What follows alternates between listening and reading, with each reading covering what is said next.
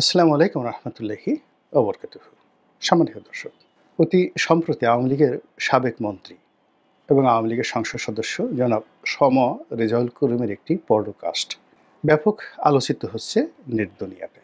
আওয়ামী লীগের অনেক নেতা এখন বিদেশি গণমাধ্যমে কিংবা বিভিন্ন ইউটিউব চ্যানেলে অথবা তাদের নিজেদের মধ্যে যে স্কাইপেতে তারা গ্রুপ মিটিং করেন কিংবা ইতিমধ্যে আওয়ামী লীগপন্থী যে সকল সাংবাদিক রয়েছেন তারা অনেকেই সামাজিক মাধ্যম বিশেষত ইউটিউবে বা ফেসবুকের জন্য তারা কন্টেন্ট তৈরি করছেন, বেশ জনপ্রিয়। এবং সে সকল যে কন্টেন্ট ক্রিয়েটর যারা রয়েছেন তাদের সঙ্গে আওয়ামী লীগের নেতারা খোলামেলা কথা বলছেন এবং তাদের সে সকল কথাবার্তা প্রায়ই ভাইরাল হচ্ছে এবং জনমত গঠনে ব্যাপক সাড়া ফেলছে। যেমন ধরুন, জনাব ওবায়দুল কাদের সাহেব তিনি ভারতের একটি সংবাদ মাধ্যমের সাথে কথা বললেন। তারপর তিনি কানাডা প্রবাসী এক সাংবাদিক নাজমুর সাকিব, তো তার যে নাগরিক টিভি, তার সঙ্গে কথা বললেন এবং উভয়টাই এখন রীতিমতো ভাইরাল। তো একইভাবে জনাব সম রেজাউল করিম তিনিও ইদানিং কথাবার্তা বলা শুরু করেছেন। আর তার কথাবার্তা বলার বা না বলার কোনো কারণ নেই। এর কারণ হলো বাংলাদেশে থাকতেও তিনি কথা বলেছেন এবং টেলিভিশন বিশেষ করে টক শোতে কথাবার্তা বলেই তিনি মূলত আওয়ামী লীগের যে নেতৃত্বের শীর্ষ নেতৃত্বের দৃষ্টি আকর্ষণ করেছেন।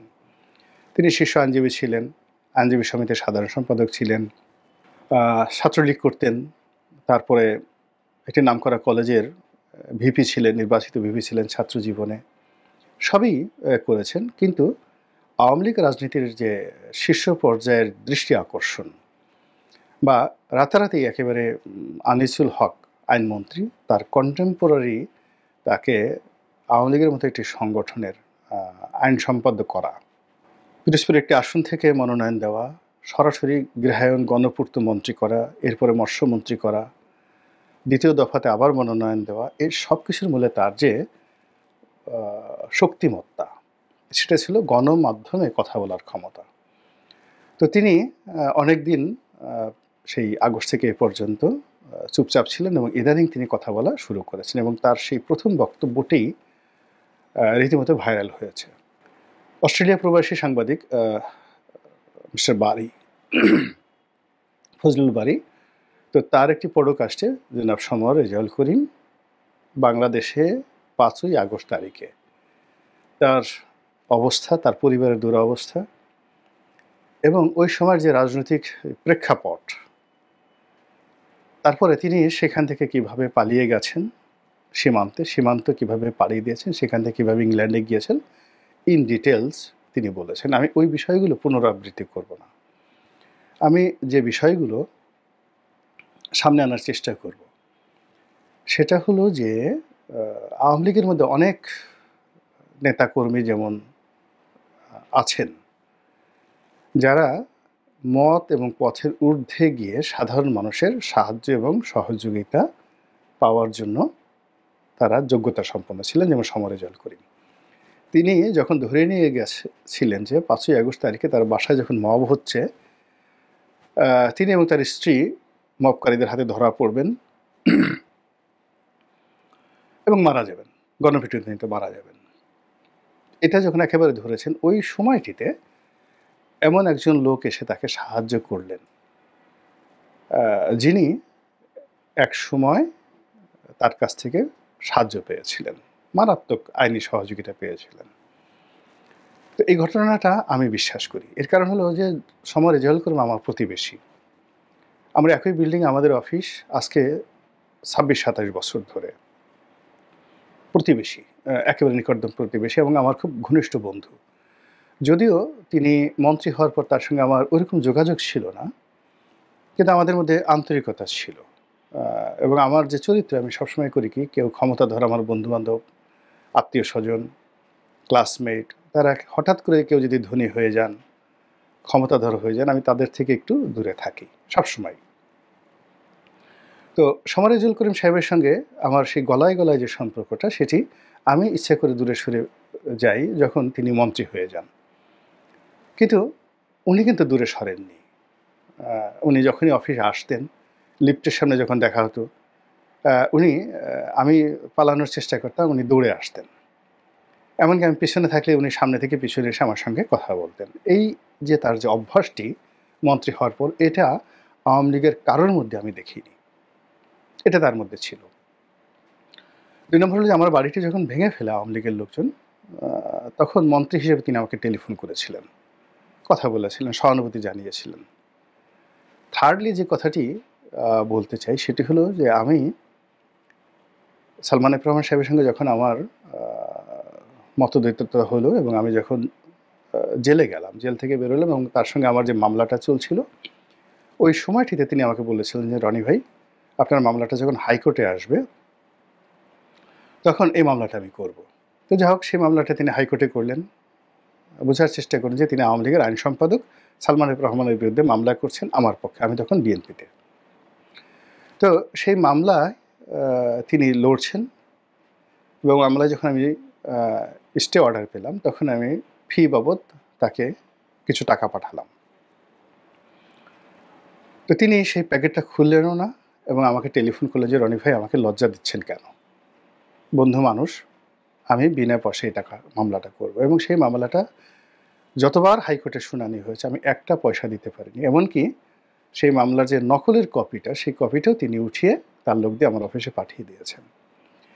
এখন উনার সঙ্গে যেহেতু আমার যোগাযোগ ছিল না শেষের দিকে, আমার একটা ধারণা ছিল যে তিনি বুদ্ধিমান মানুষ।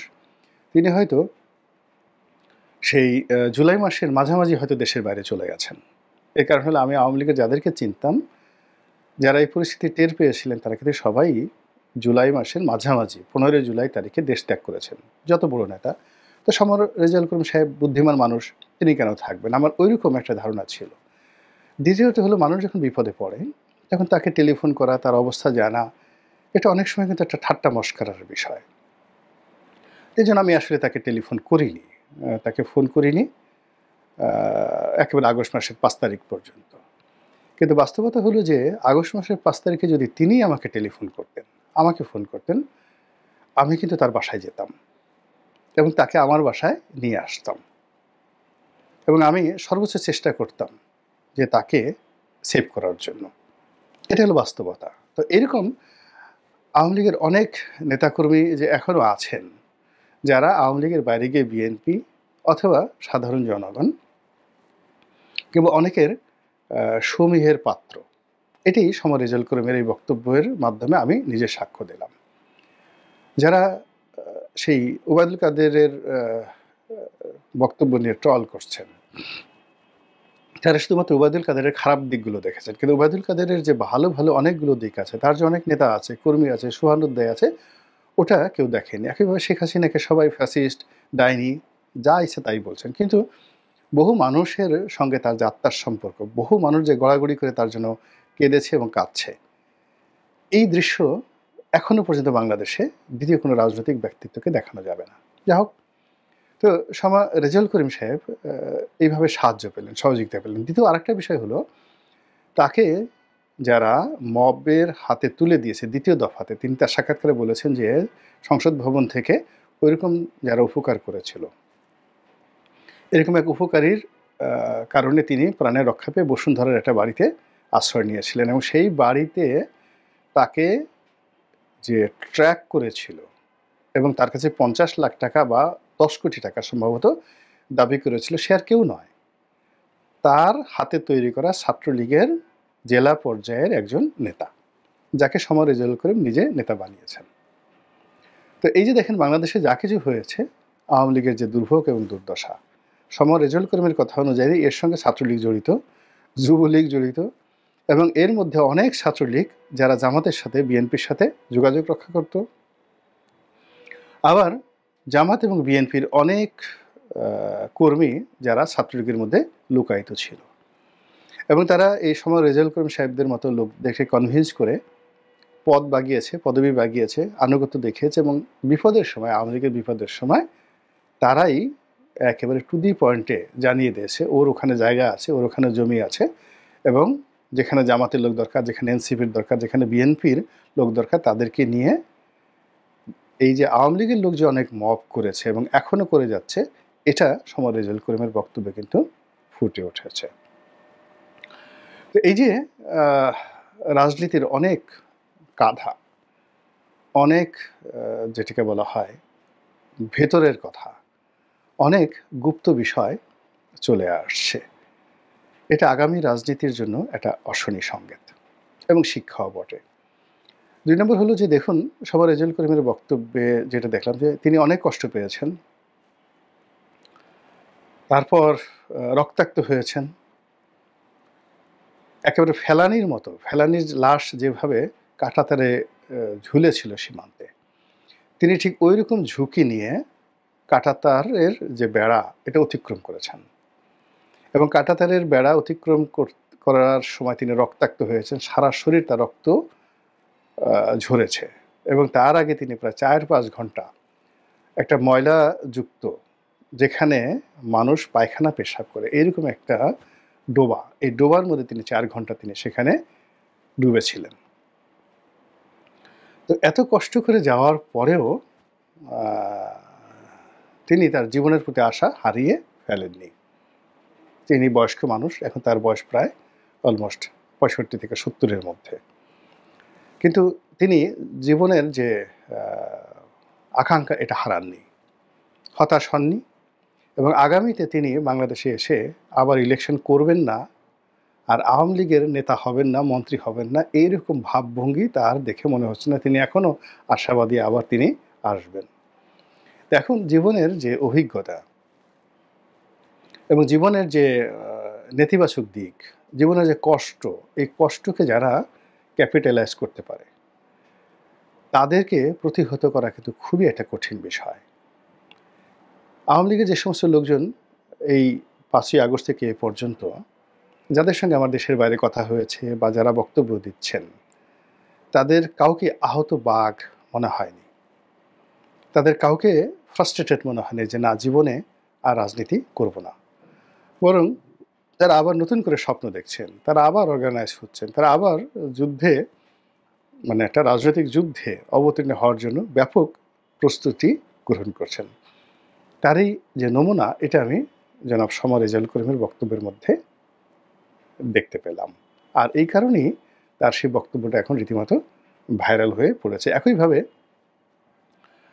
জনাব ওবায়দুল কাদের সাহেবের বক্তব্য কিন্তু ভাইরাল হয়েছে। কারণ হলো, আমরা যে ওবায়দুল কাদেরকে একেবারে শেষ করে দিয়েছিলাম, সেই ওবায়দুল কাদের আবার নতুন করে কণ্ঠ দিয়েছে এবং সেই কণ্ঠ আগের চাইতে পরিমার্জিত, পরিশীলিত, পয়েন্টিভ অ্যান্ড ডাইরেক্টিভ। আল্লাহ আমাদের সবাইকে হেদায়েত দান করুন এবং হেফাজত করুন। আসসালামু আলাইকুম ওয়া রাহমাতুল্লাহি ওয়া বারাকাতুহু।